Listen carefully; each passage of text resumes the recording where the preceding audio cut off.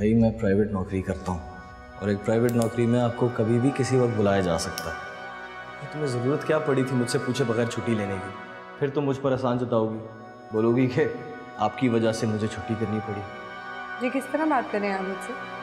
मैं क्यों एहसान जताऊंगी? जाहिर है तुम्हें तुम्हारे प्रोफेशन के अलावा और कुछ नज़र जो नहीं आता। तुम एक दिन मेरे लिए छुट्टी कर लोगी, बहुत बड़ी बात है ना मेरे लिए। नहीं प्लीज़ रहने दीजिए, फिर बोलोगी कि मेरा प्रोफेशन मुतासिर है।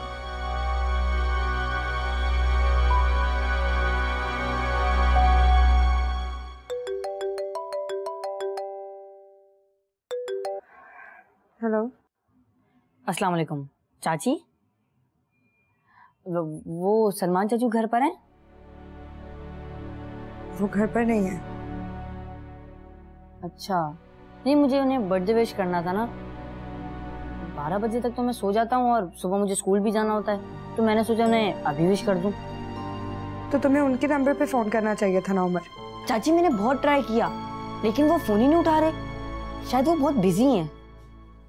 वैसे चाची सलमान चाची को हो गया क्या है? या तो वो कॉल डिस्कनेक्ट करते थे या फिर उनका फोन मुसलसल बिजी होता है। हेलो,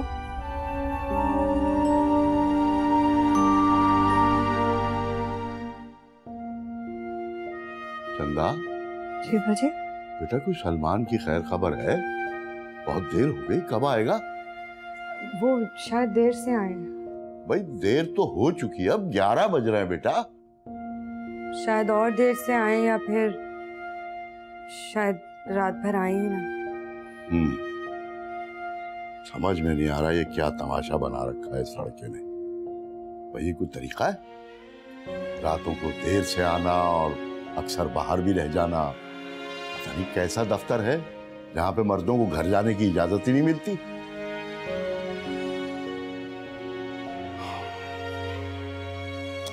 नंदा बेटा ये आसार अच्छे नहीं है।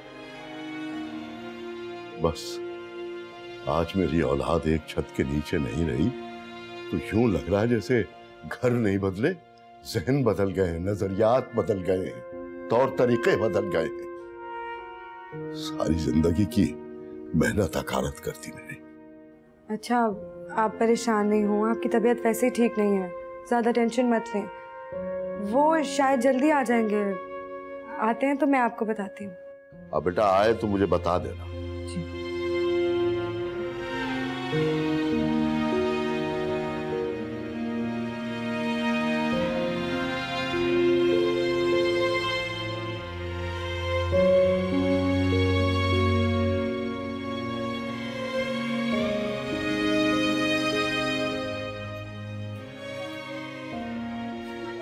डॉक्टर नुमान, क्या बात है? आपकी तबीयत तो ठीक है? मैं देख रही हूँ कि जब से आप वापस आए आप बहुत खामोश हैं। Nothing special. I guess काफी थक गया हूँ मैं। I think आपको चाहिए कि कुछ दिनों की छुट्टी लेकर आप घर पर रेस्ट करें। और वैसे भी आप अक्सर कहते हैं ना कि आपको अपनी फैमिली के साथ टाइम स्पेंड करना बहुत अच्छा लगता है। अपने बेटे की कंपनी, अपनी वाइफ के हाथ के बने मजे मजे खाने, ये मिस कर रहे हैं ना?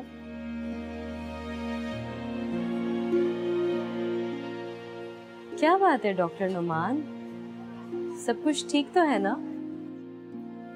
हाँ सब ठीक तो है, लेकिन कभी कभी ऐसा लगता है कि कुछ तो है जो ठीक नहीं है। मैं समझी नहीं। सुने, आप मुझ पर ट्रस्ट कर सकते हैं।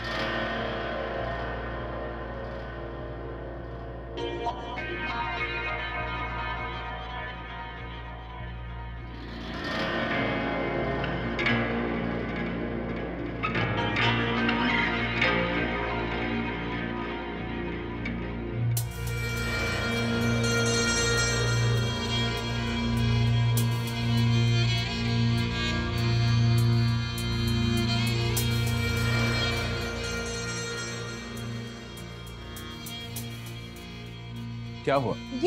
ये जुल्फी और उसकी बीवी ये कहाँ जा रहे हैं?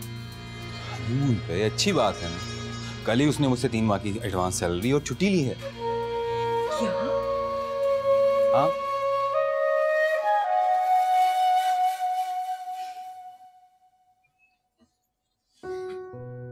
इसमें परेशान होने वाली कौन सी बात है डॉक्टर नुमान? बकौल आपकी वाइफ ने हमेशा अपनी जात पर दूसरों को तरजीह दी, कभी अपने बारे में नहीं सोचा। और आज जब वो थोड़ा सा रिलैक्स होना चाहती हैं, अपने ऊपर फोकस करना चाहती हैं, तो आप तब भी खुश नहीं हैं। मैं क्यों खुश नहीं होऊंगा डॉक्टर अजम? क्यों नहीं होऊंगा? अपनी बीवी की कुर्बानियों का एतराफ करता हूं। वो अपने बारे में सोच रही है, इस बात से भी मुझसे ज्यादा खुशी और किसी को नहीं होगी, बिल्कुल भी नहीं। लेकिन मैं उस खदीजा को खोना नहीं चाहता जो अपने बेटे और शौहर का ख्याल रखती थी। वो ख्याल कोई मुलाजमा नहीं रख सकता, वो प्यार कोई नौकर नहीं दे सकता। अब बात सिर्फ घर के काम काज या जिम्मेदारियों की नहीं है, बात है मां की ममता की, बात है बीवी के 2 प्यार भरे बोलों की,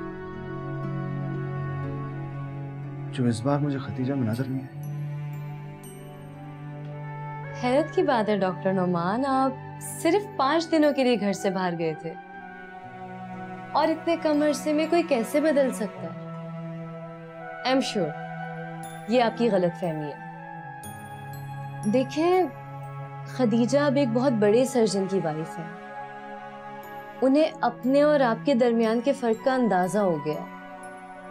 हो सकता है वो इसीलिए अपने आप को थोड़ा ग्रूम करना चाह रही हो, ताकि आपके साथ एतमाद से कदम मिला के चल सके, लोगों का सामना कर सके। नहीं नहीं नहीं, खदीजा को लोगों की नहीं, सिर्फ मेरी और उम्र की परवाह होनी चाहिए, बस।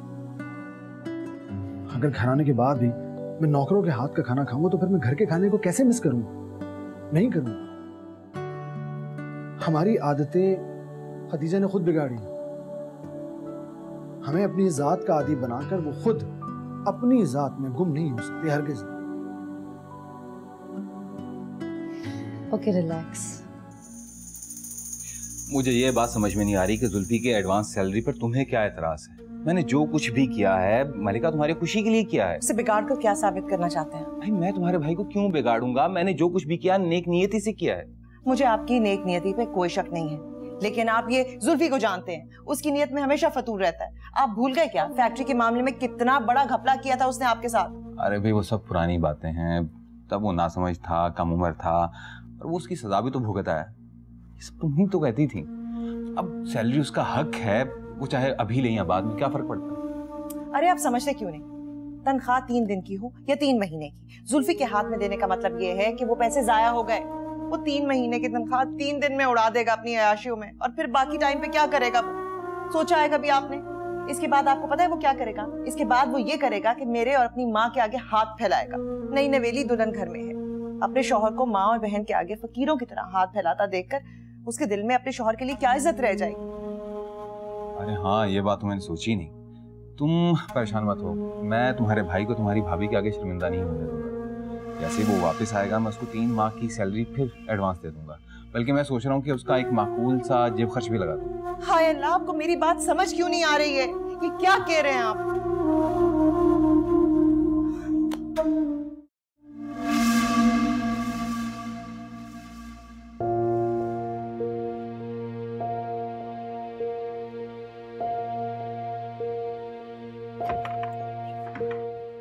अस्सलाम वालेकुम अब्बा जी। रुको सलमान, कहाँ थे तुम सारी रात? चंदा, तुमने बताया नहीं अब्बा जी को? उसको छोड़ो, तुम मुझसे डायरेक्ट बात करो। अजी वो मेरे ऑफिस में आज मैं तुम्हारा बाप हूं। तुम इस यतीम बच्ची की आंखों में तो धूल झोंक सकते हो, लेकिन अपने बाप को बेवकूफ नहीं बना सकते। रहने दीजिए ना अब्बा जी, इतनी बड़ी भी बात नहीं है। कैसे नहीं है बड़ी बात? एक दो बार की बात हो तो मैं बर्दाश्त कर लूं, लेकिन ये रोज रोज की आवारगी मैं बर्दाश्त नहीं कर सकता। आई एम सॉरी अब्बा जी, मैं अब वो दूध पीता हुआ बच्चा नहीं रहा जिसकी उंगली पकड़ के जहां लगा दिया उस तरफ चल पड़ा।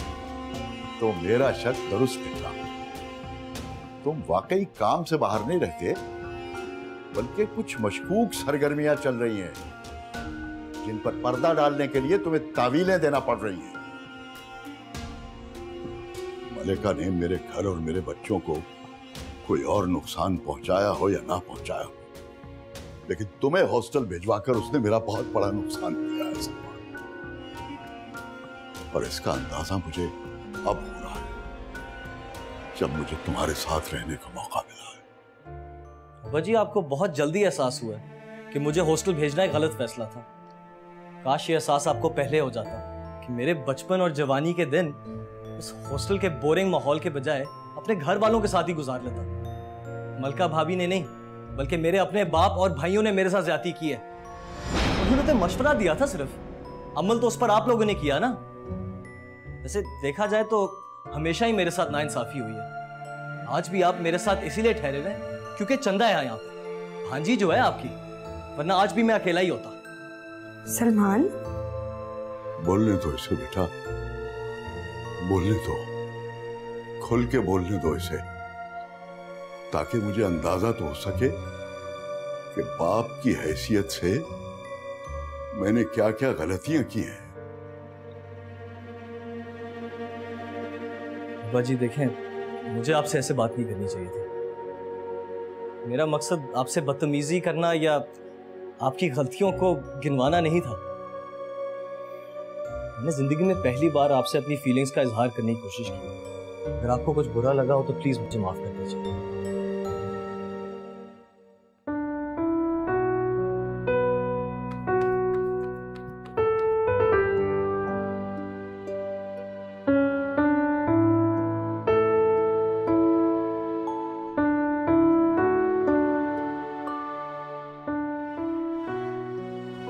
अगर नुमान भाई को तुम्हारा बदला हुआ अंदाज देखकर चुप लग गई तो इसका मतलब है वाकई वो तुम्हें धोखा दे रहे थे।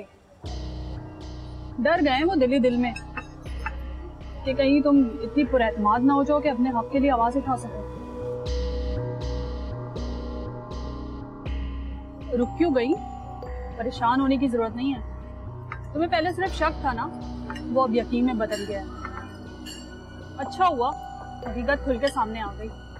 लेकिन मैं नहीं चाहती कि वो मुझसे इतने बदगुमान हो जाएं कि इस तरह तो वो डॉक्टर इरम के और करीब हो जाएंगे। खदीजा, तुम भी कमाल करती हो।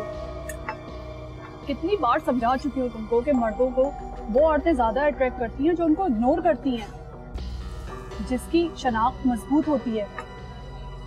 अच्छा बताओ, डॉक्टर इरम ने कभी तुम्हारे शौहर को अपने हाथ से बना हुआ खाना खिलाया? क्या उनकी कभी खिदमत की है? उनके बेटे का ख्याल किया है या घर वालों का? लेकिन फिर भी वो उनकी तरफ माइल हैं।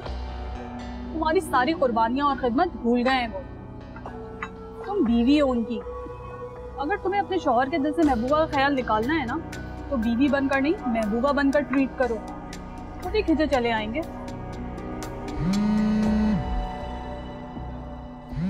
उनका फोन है। उठाना नहीं अभी, 2-3 बार ट्राई करने दो ताकि उनका ध्यान इरम के पास होते हुए भी तुम्हारी जाने भी रहे। खाना खाओ।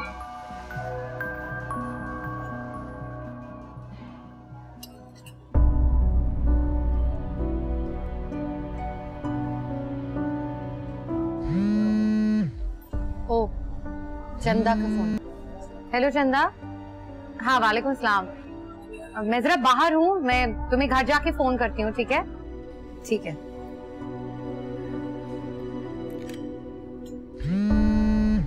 उनका फोन आ रहा है फिर से। मत उठाना अभी, तुम ये खाओ, छोड़ दो।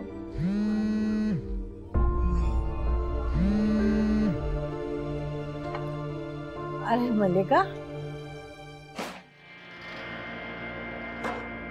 हाँ बाकी सामान ऊपर रख दो। अरे इतनी सारी शॉपिंग, अरे खूब रुपया पैसा उड़ा के आ गई हैं? अरे माना कि तेरा शौहर बहुत अमीर आदमी है, लेकिन इस तरह पैसा बर्बाद करना अच्छी बात नहीं है बेटा।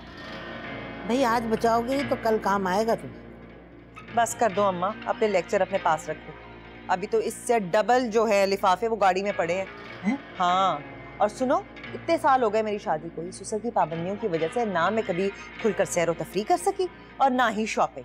मेरी तो याशी के दिन अब आए हैं, अब मैं खुल के शॉपिंग करूंगी। अच्छा चलो खैर है, अब ये बताओ कि कितने हजार खर्च कर आई? थोड़े दिन की बात है अम्मा, फुरकान 2 नई फैक्ट्रियां लगा रहे हैं, फिर तुम मेरी शॉपिंग देखना। भाई अच्छा 2 फैक्ट्रियां? हाँ और मैंने फुरकान से कहा है वो दोनों फैक्ट्रियां मेरे नाम से लगेंगी। अरे वाह मेरी मलिका, क्या किस्मत पाई है तूने हैं? जिस दिन तू पैदा हुई थी ना, तेरी मरहुमा नानी ने तेरा माथा देखकर कह दिया था कि ये तो राज करने के लिए पैदा हुई है। भाई धन दौलत रुपया पैसा, प्यार करने वाला शौहर और मिसाली ससुराल, और क्या चाहिए? क्या कुछ हासिल नहीं किया तूने हैं? बस है, काश तू एक बेटे की माँ बन जाती तो तेरी मिसाल मिलती दुनिया में। लेकिन क्या फायदा है ऐसे पैसे का है जिसका वाली वारिस ही ना हो। रहने दो अम्मा, आजकल का जमाना बदल गया है, तुम बहुत दकियानुसी बातें कर रही हो। आजकल लड़का लड़की में कोई फर्क नहीं है। हमारे पास जो कुछ भी है ना रेदा का है, अल्लाह उसे जिंदगी दे, उसकी किस्मत अच्छी करे, ये सब कुछ उसी का है। हाँ अल्लाह ने एक बेटी दी है, वो भी नाखल्फ, बदज़बान और बदतमीज। मैं तो बस ये दुआ करती हूँ कि अल्लाह मियाँ उसे अक्ल दे, शऊर दे और उसे बस इन बुरी चीज़ों से बचा के रखे।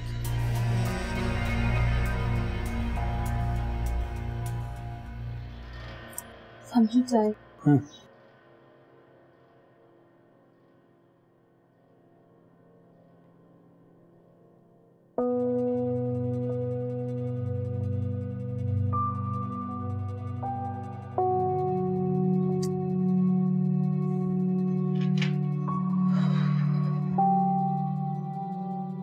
अब्बू अम्मी कब तक आएंगी? पता नहीं बेटा, मेरी तो बात ही नहीं हो पा रही है उनसे। तुम्हें कुछ बता के गई थी कि कब तक आएंगी? नहीं, अचानक से सामने वाली आंटी आ गई और उन्हें ले गई।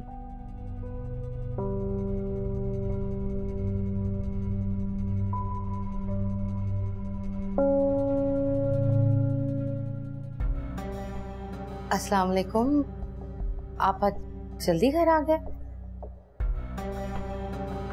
कहाँ थे तुम खदीजा? वो मैं मिसेस अवैस के साथ गई थी, उन्हें काम था कोई। जो भी था, तुम्हें कम से कम मुझे फोन करके इत्तला देनी चाहिए थी। क्या मैं पूछ सकता हूँ कि आखिर तुम मेरा फोन क्यों नहीं उठा रही थी?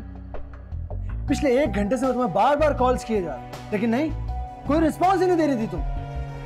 आखिर ऐसी क्या मुसरफियत है तुम्हें जो मेरा फोन उठाने की तुम्हें फुर्सत तक नहीं मिल रही थी? बताओ ना।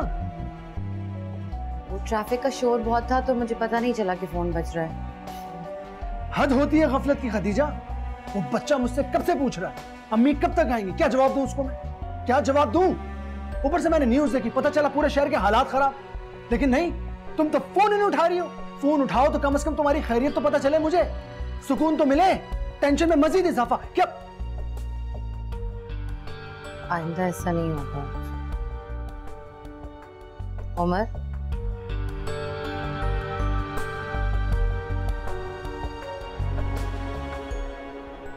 बेटा तुम तो बड़े हो गए हो, मेरे बगैर रहने की आदत नहीं डाल सकते। सलमान, आपको अब्बा से इस तरह बात नहीं करनी चाहिए थी। वो मेरे अब्बा और ये हमारा आपस का मामला है। तुम कौन होती हो बीच में दखल अंदाजी करने वाली? हो क्या गया है आपको? आंखें खुल गई हैं मेरी। और मैं फुरकान भाई नहीं हूं जिनको अपनी बीवी की असलियत का भी नहीं पता, ना कि पूरी दुनिया को उनकी असलियत का पता चल चुका है। आप मुझे मलका भाभी से कंपेयर कर रहे हैं? कि तुम तो उनसे भी बड़ा खेल खेल रही हो। वो तुम्हारे सामने है क्या? खेल? कौन सा खेल खेल रही हूं मैं? मेरे बाप को तुमने अपनी गिरफ्त में कर लिया। हालांकि बीवियां अपने शौहर को अपनी मुट्ठी में रखना चाहती हैं। तुमने भी मलका भाभी की तरह अब्बा जी को शीशे में उतार रखा है। ताकि हमारी जो भी बची कुची जायदाद है उस पर। इससे ज्यादा एक लफ्ज मुंह से मत निकालिएगा। बहुत बर्दाश्त कर लिया मैंने आपका ये रवैया। अब्बा जी की वजह से आज तक खामोश थी, वरना अपनी जात पर लगे इल्जामात का दिफा करना खूब आता है मुझे।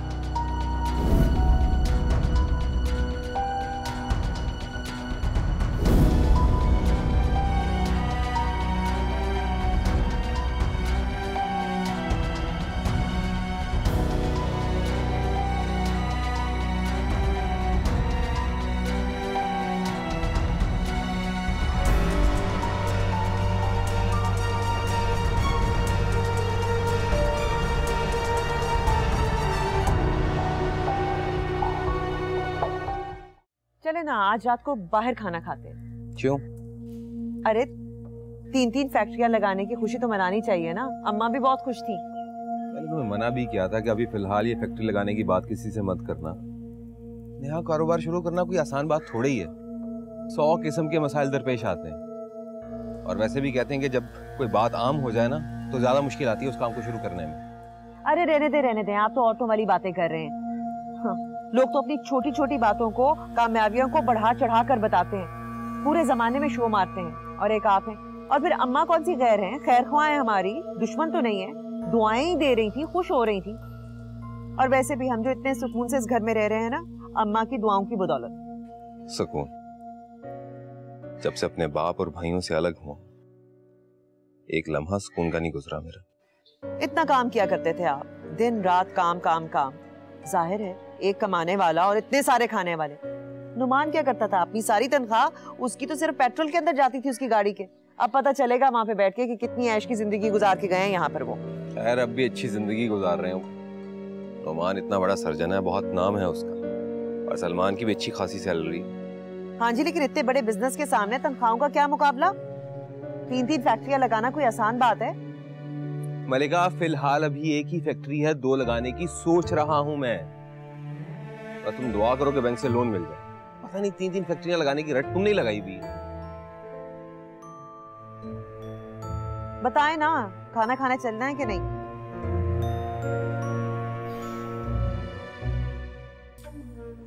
है फुरकान की 2-2 फैक्ट्रियां और इतना बड़ा घर है, लेकिन मुझे क्या फायदा हुआ? कुछ भी नहीं। मुझे तो वो मेहमानों का छोटे से कमरे में रख दिया है, मेहमानों की तरह, और मेरे सामने रोज शॉपिंग हो रही है, रोज खर्चे हो रहे हैं, ढेर सारी शॉपिंगें करते हैं। लेकिन ये नहीं सोचा कि चलो माँ के लिए कोई कीमती सी साड़ी सिल्क की लेके चली जाऊं। हाय हाय, बड़ा अरमान था मुझे भी कि मैं सिल्क की साड़ी पहनूंगी, जरा अच्छी लगूंगी। मेरे तो नसीब ही खराब है। अरे मेरी बेटी सचमुच की मलिका तो बन गई, लेकिन अपने माँ के अरमान पूरे नहीं कर सकी। हाय रे मेरी किस्मत।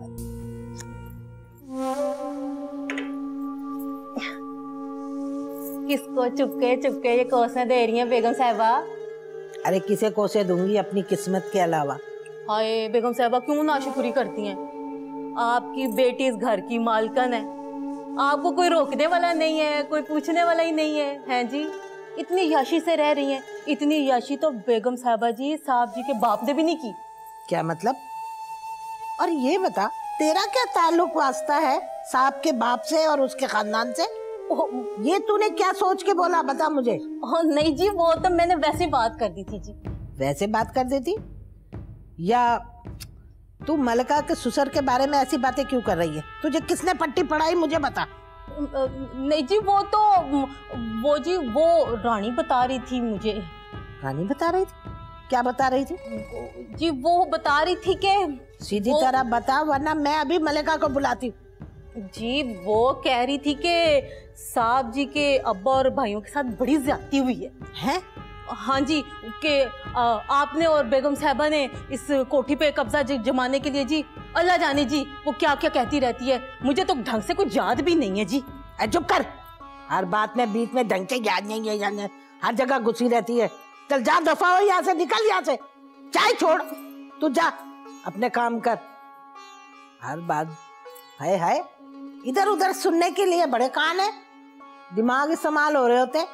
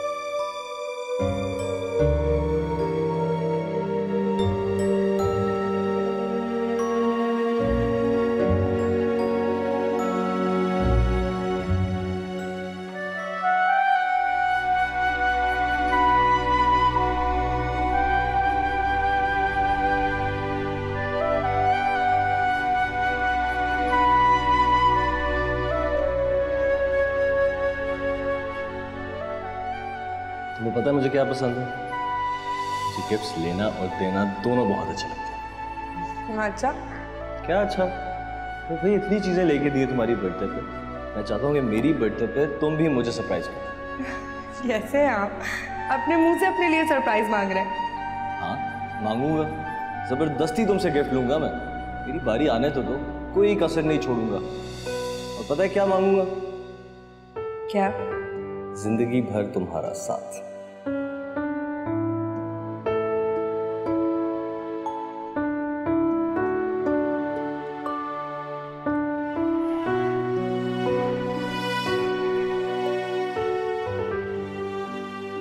मुझे तुमसे ऐसी उम्मीद नहीं थी चंदा बिटिया, इतनी जल्दी हार मान जाओगी ये मैं नहीं जानता था। मायूसी हुई है तुम्हारी बुज़दिली देखकर। खत्म हो गया अब बच्चे। सलमान ने मेरा बहुत दिल दुखाया है। मैंने कितनी मेहनत की थी, उनके लिए केक लेके आई, गिफ्ट खरीद कर लाई। उन्हें ना मुझ में कोई दिलचस्पी है ना इस घर में। मुझे समझ नहीं आ रहा मसला है क्या। मुझे कुछ कुछ अंदाजा है बेटा कि मसला क्या है और क्यों है।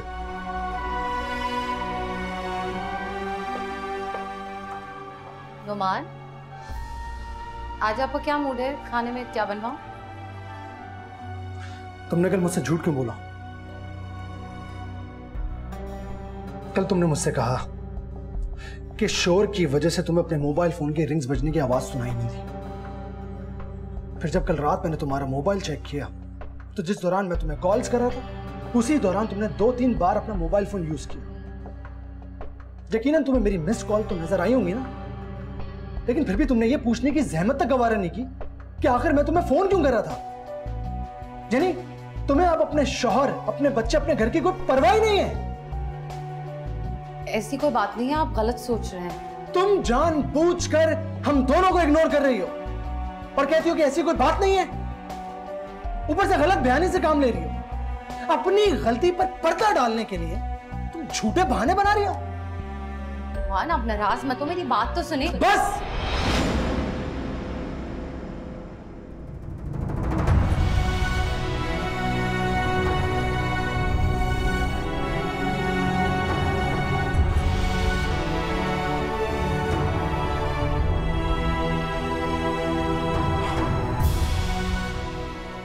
मलिका ने मेरे साथ, मेरे घर के साथ और मेरी औलाद के साथ जो कुछ किया, अब उसके असरात नुमाया होना शुरू हो गए। सलमान मेरे घर का सबसे छोटा और सबसे लाडला बच्चा था। इतना प्यार समेट लेने के बाद अगर आप एक बच्चे को अपने आप से दूर किसी हॉस्टल में भेजते हैं तो क्या गुजरेगी उस बच्चे के दिल पर। असल में सलमान को हर वक्त तवज्जो और प्यार की जरूरत है। हमारी तवज्जो जरा भी इधर उधर होती है तो वो ये समझने लगता है कि शायद हम उससे प्यार नहीं करते, फिर वो हमें अज़ियत देना शुरू कर देता है।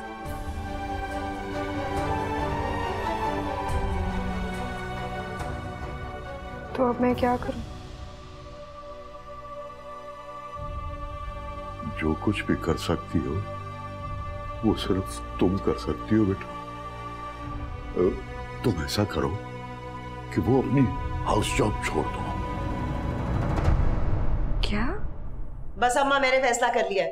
तुम्हारा ये जो बेटा है और बहू ये हनीमून मनाकर वापस आते हैं ना, तो मैंने अपना फैसला सुना दिया। कैसा फैसला? बस वो इस घर में नहीं रहेंगे। तो कहाँ रहेंगे? मेरी तरफ से दफा हो, जहां मर्जी जाए, जहन्नुम में जाए, मुझे क्या। मैंने जुल्फी की शादी इसलिए नहीं की थी कि वो मेरे ही घर में बराजमान हो जाए और यहीं पर अयाशी करे। मैं तुम्हें बता रही हूँ अम्मा, अगर यही हालात रहे ना तो फुरकान के सामने वो मेरी बेइज्जती करने से गुरेज नहीं करेगा। अच्छा है ना बाहर निकले, जरा धक्के खाए, उसे होश आए, फिर आएगी उसको कदर मेरी और इस घर की। है कहाँ धक्के खाएगा ये नामुराद। अरे अपनी बीवी को लेकर ना तुम्हारे मरहूम बाप के घर में जाकर रह जाएगा। मैं तो वो घर बेचने का सोच रही हूँ। और ये निखट्टू अगर वहाँ जाके रह गया तो फिर निकलने का नाम नहीं लेगा। तुम्हें तो हर वक्त अपनी पड़ी रहती है अम्मा। मैं तो सोच रही हूँ फुरकान से कहकर उसको फैक्ट्री से भी फारिग करा दूं।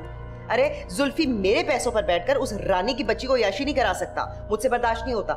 मलिका, तुम इस तरह जुल्फी के साथ है ना दुश्मनी कर रही हो, उसको अपना दुश्मन बना रही हो तुम। तो क्या कर लेगा वो? क्या बिगाड़ सकता है वो मेरा? उसमें इतनी हिम्मत है कि मेरे सामने खड़ा होकर मेरी आंखों में आंखें डालकर बात तक कर सके? अरे बात को समझने की कोशिश कर मलिका। जुल्फी जैसा भी है तुम्हारा भाई है। हमारी और तुम्हारी एक एक हरकत और एक एक राज उसके पास है। अगर वो बिफर गया ना तो लेने के देने पड़ जाएंगे। क्या तुम कहना क्या चाहती हो? अरे जुल्फी तो बीवी के आते ही ना ऐसा अंधा हो गया कि क्या बताऊं। उसने तो अपनी बीवी के सामने हमारा सारा कच्चा चिट्ठा खोल के रख दिया। क्या कह रही हो तुम? अरे ठीक कह रही हूँ। अगर उसने फुरकान को सब कुछ भौंक दिया तो तुम फैक्ट्री से भी जाओगी और फुरकान की नजरों से भी गिर जाओगी। बीबी जी वो दुल्हा दुल्हन आ गए हनीमून से। चलें जी, मुबारक हो, महारानी आ गई। अब जाएं उसकी खिदमतें करें। पूछे ज्यादा थकी तो नहीं हुई? कुछ चाय शाय पूछो जाके उनसे। दफा